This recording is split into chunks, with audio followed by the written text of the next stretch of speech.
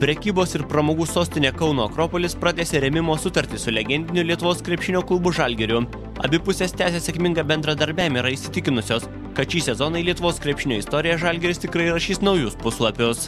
Džiaugiamės, kad pratęsėm sutartį su tikrai mums svarbiu partneriu ir pirmi metai buvo ypatingai sėkmingi mums bendradarbiaujant, daug ko išmokom, daug pažengėm į priekį ir manau, kad žengsim į priekį tik tai toliau didesniais žingsniais. Sprendimas remti Kauno Žalgirį viena iš programos dalių. Bendradarbiavimas su Kauno Akropoliu praėjusiame sezone davė daug naudos tiek krepšinio klubui, tiek prekybos centrui.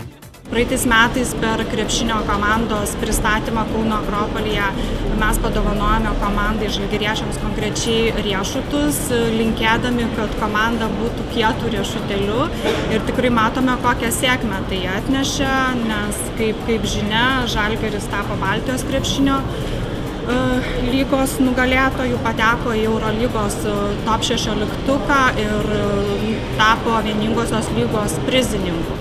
Praėjusį sezoną Kauno Akropolio veidu tapę Žalgirio ir Lietuvos rinktinės įžaidėjas Mantas Kalnietis teigė, kad laisvalaikiu tiek jis, tiek komandos draugai dažnai užsuka į prekybos ir pramogų sostinę. Aš nuo visų Žalgirio krepšininkų vardu noriu pasidžiaugti, kad turim ištikimų rėmėjų ir ypač džiaugiamės, kad šitie rėmėjai mums patinka dar be to.